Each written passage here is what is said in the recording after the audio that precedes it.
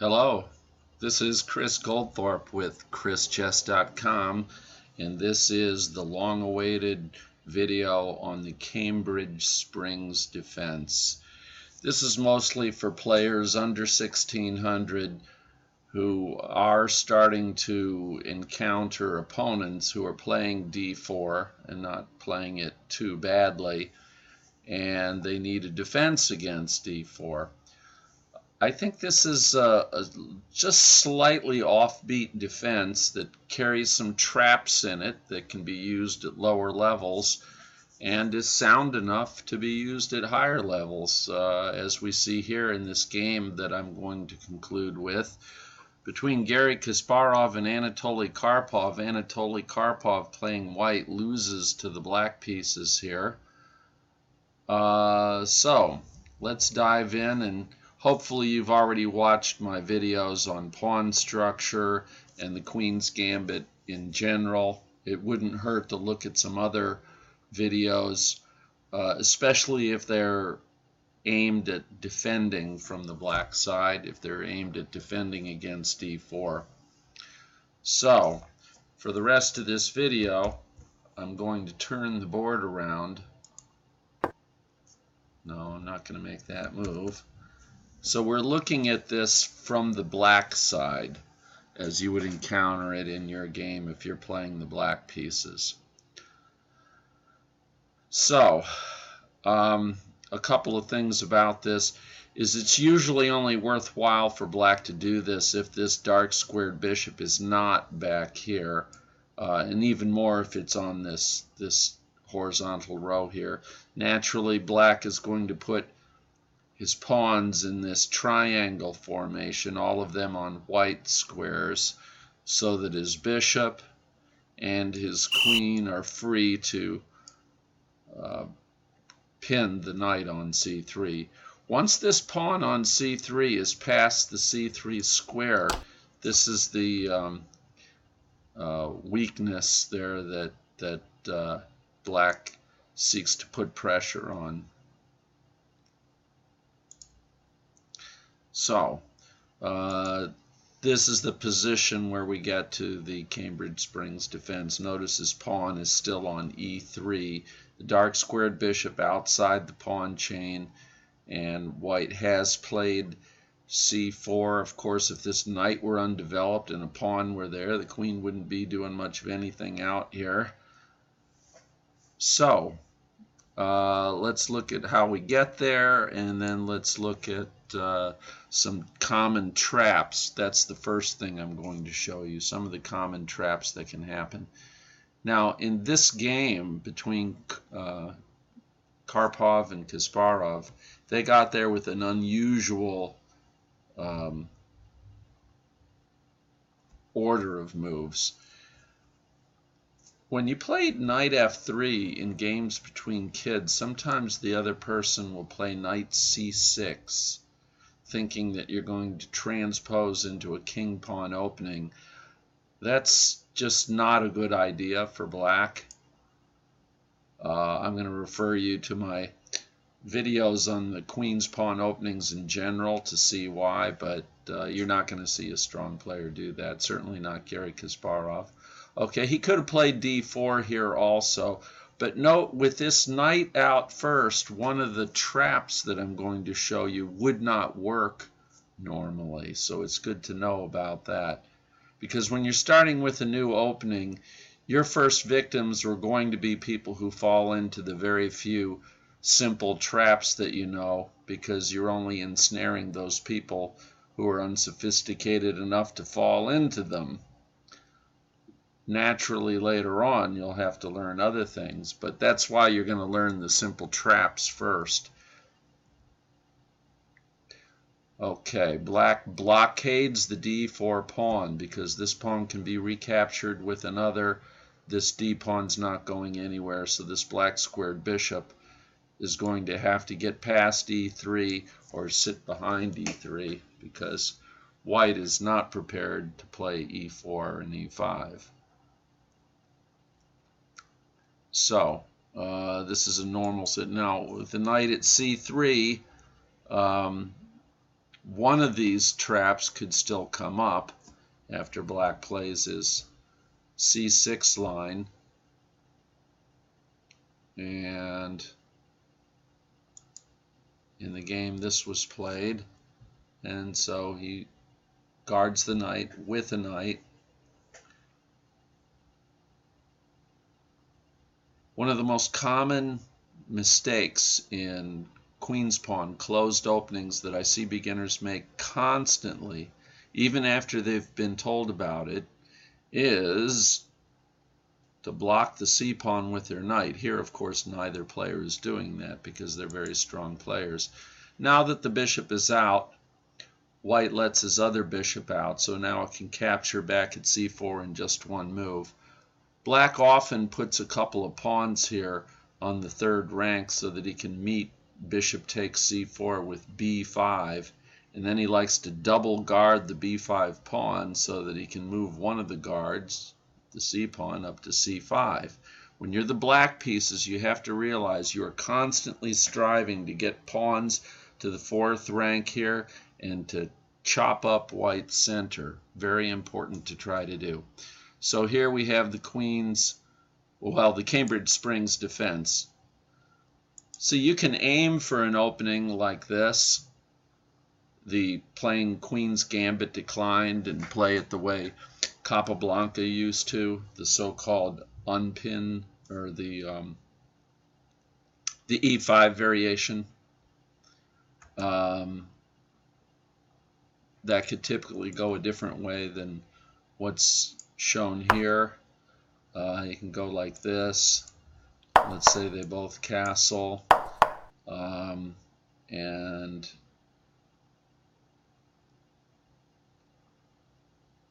black will take here. He takes back, and now with two pawns here on this black's third rank, which is the sixth rank on this chessboard, of course, because everything's labeled from white's side, he now double attacks the bishop. This has the purpose of allowing him to reposition his queen. This is a common move for white. I had a very strong correspondence player once tell me that on knight takes knight he would prefer to take with his pawn. I don't know, he must have done a lot of research. I don't see it. And this is a perfectly good move for black. Queen c2 is something that happens. But this idea is all black needs to remember here, just in case you feel like white has played a move order that prevents you from getting into this Cambridge Springs defense. Okay, so now I'm going to go to the point in the game where if either player had been significantly weaker than they are, these are both world-class players, an error could have occurred, not suggesting in any way that it would be played here.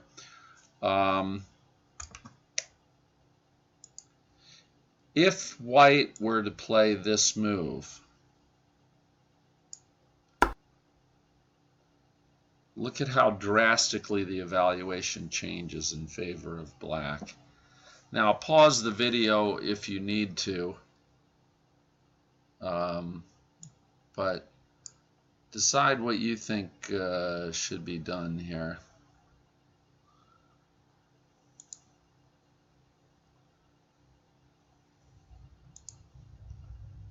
What do you think black should do?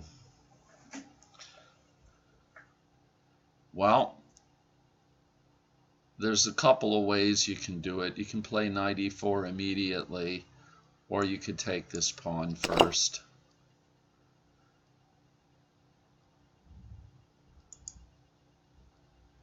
Now, when you take the pawn first, you are temporarily threatening this bishop.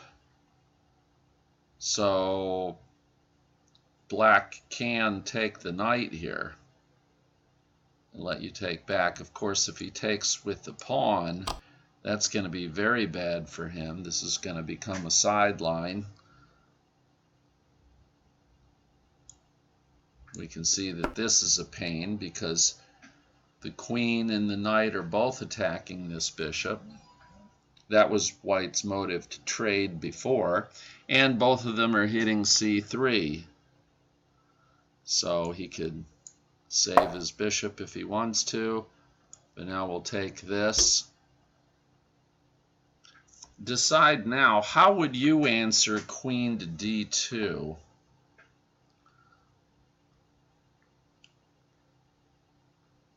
And it certainly would not be the way that this computer is suggesting to. At least it wouldn't have been until I saw it. I would have expected to play this move.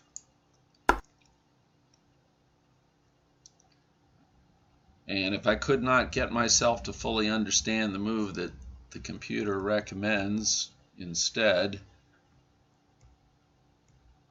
which was g5. Not sure what's going on there because he does have two things attacking it.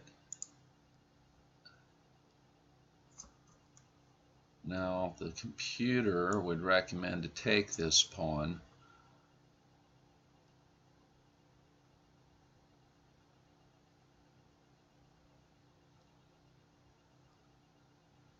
Let's see, what happens if you take him? And then we play b4.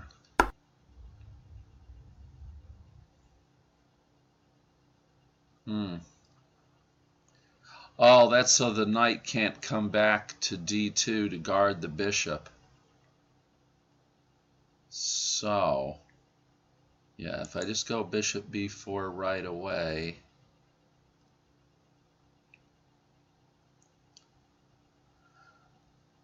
yeah, this is still better for black here.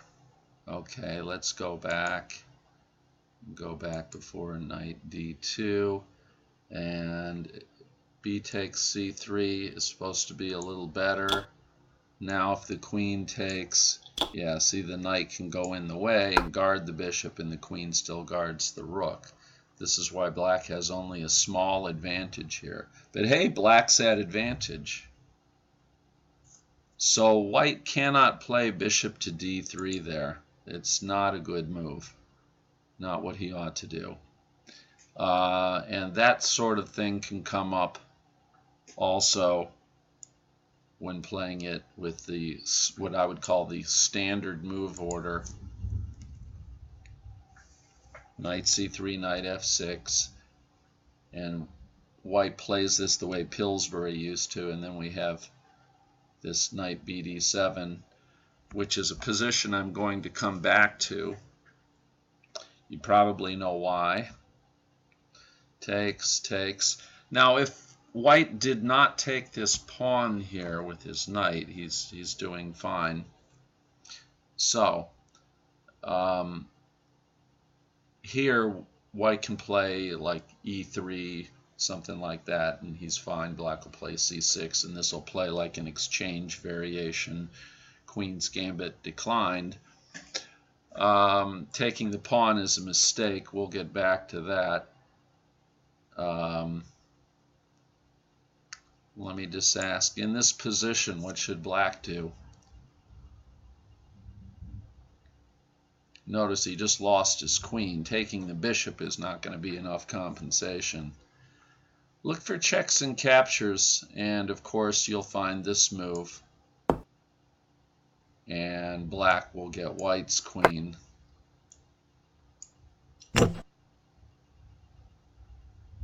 Okay, that came from this situation here. Notice there's no king's knight over here. No king's knight.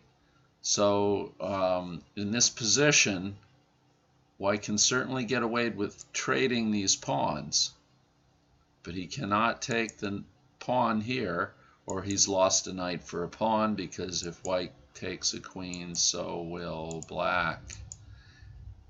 And of course, if he takes a bishop, he'll take the bishop, and black is still very much winning.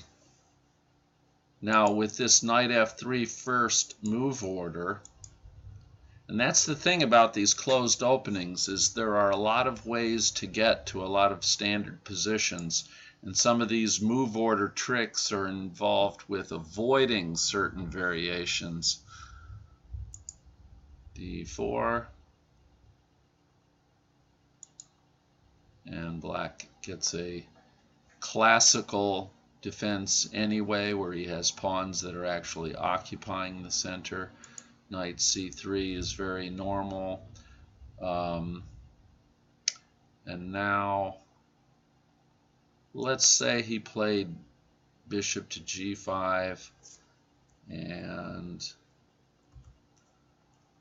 let's say now he went here. And then we'll say he did this, and black just made some nothing move here. Now, can white win a pawn here? Let's see.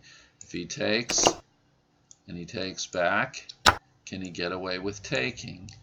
And the answer is now, yes he can, because after takes and takes bishop, or bishop takes queen, this move does not win the queen because the knight can jump in the way.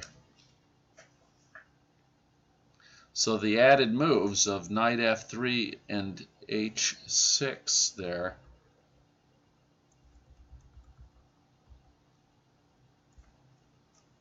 this one and this one are different from when we had this situation. I'll go to that situation and you'll see the difference. See, the only difference is this pawn's not there and the knight's not there, but the knight can jump in the way. So when you think you see the pattern, make sure that you do. Here in this position, white can take that first pawn. He can do that. You take back. It's just the second one that you should expect him to know not to do that. Of course, on knight takes pawn, you can just play knight takes knight. So you've seen both of the simple traps. The other one was where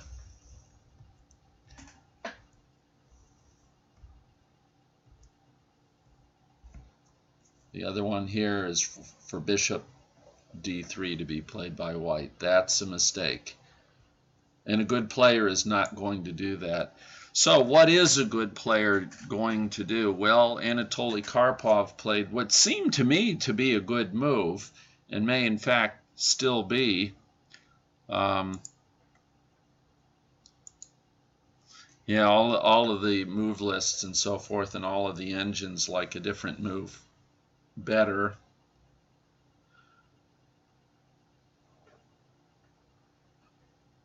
So move these up a little bit, and yeah, knight d2 is the move that I would recommend for white here.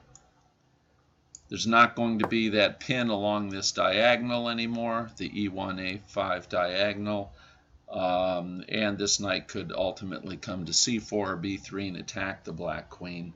But notice this bishop is not guarded over here, so white has to stay alert for that. Often when he needs to, he's going to trade it for your knight so that he doesn't have something to lose over there. This is a perfectly good move for black.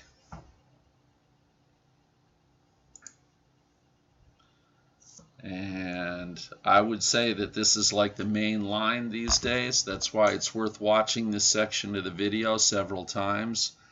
I don't mind going quickly through it in the video because I know you can come back and watch this again and again. Black castles on his 8th move now. He goes bishop to e2. On pawn takes pawn, the bishop is not under immediate capture threat. He takes. So now, of course, the queen can see the bishop.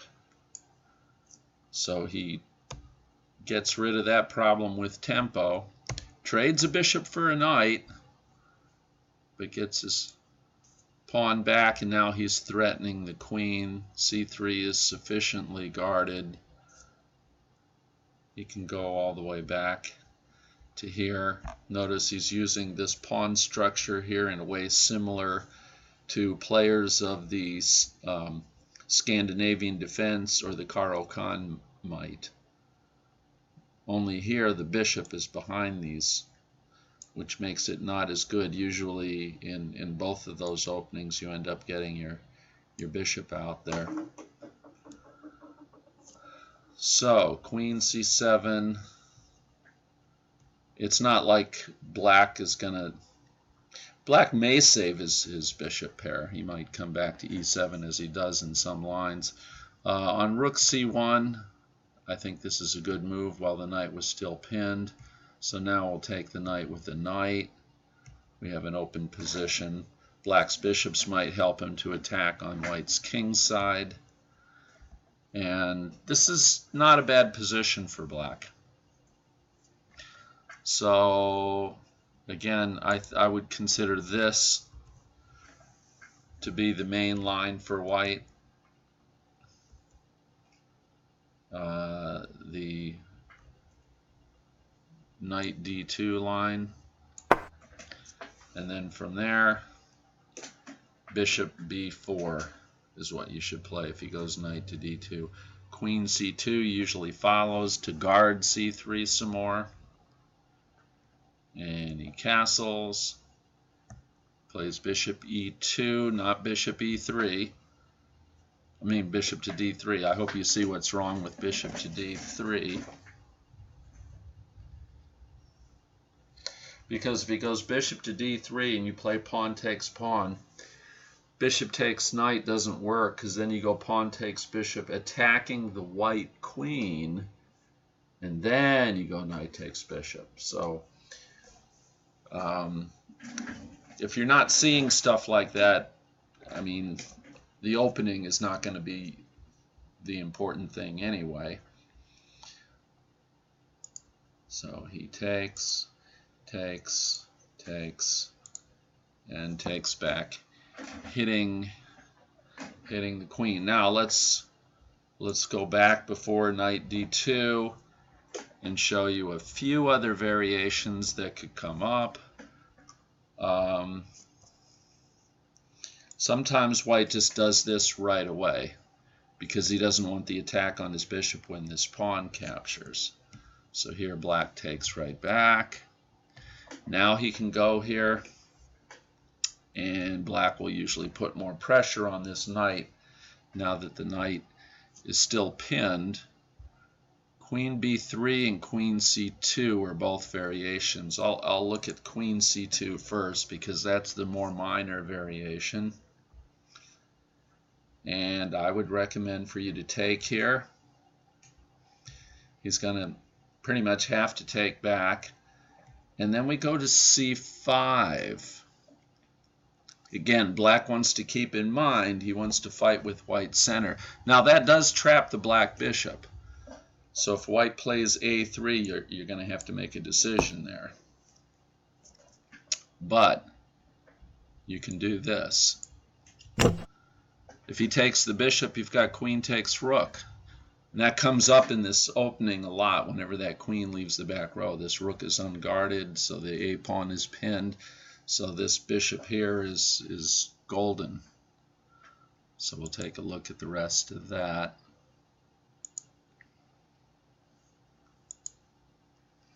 And again, you can look at this as many times as you like. If you wish, I think I could even send you a PGN of this. Okay, so rook d1 is another possible move back in this position after c5. But we just looked at a3. Here black gets his other minor piece out, and this is the problem piece for black. If you can get your light squared bishop out and castle, you're usually doing okay, especially if you've captured some center pawns like this. And this is perfectly good for white also. So go over this video several times, and I think you'll have a good idea how to play this. And now I'm simply going to show you the remainder of the game between Karpov and Kasparov. This formation you just saw was one of hundreds of which they are both very familiar with. So notice they took this bizarre move order to get there. And Anatoly did the pawn takes pawn line. He took back, queen to d2. And so he just defended his knight with a knight.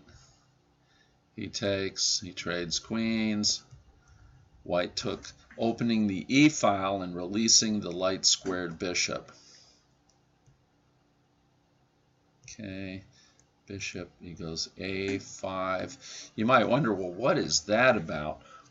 Sometimes white wants to bring his knight to b3, but he doesn't know if he wants to do that or go to f3 and e5. So this kind of dissuades him from doing one of those. It also dissuades him from playing b4 to take his knight and put it into c5 that way. So a4, at least he can still put his knight on b3 without it being kicked, but he no longer has any control of this diagonal with pawns. King came forward, releasing both rooks. There's no open files, no queens on the board. Sure, he can do that. I think white only did that to weaken e3.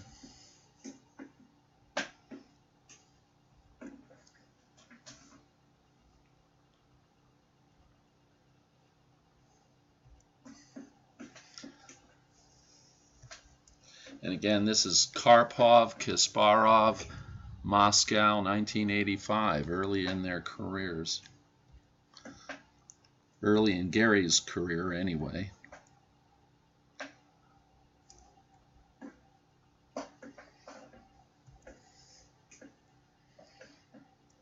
And at this point, black is already a little bit better off.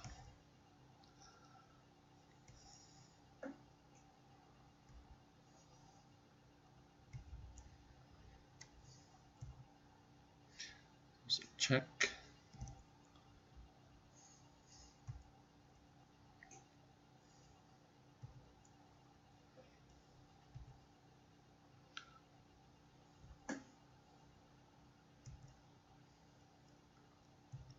Now they both have the same number of pawns, but white has them in only 2 groups. But I think black's pawns are safe enough. Now that move came as a surprise when I was first looking at the game. And can you figure out what black should do now? Pause the video, although you probably can see what the engines say. So, hopefully that will help you to play against the Cambridge Springs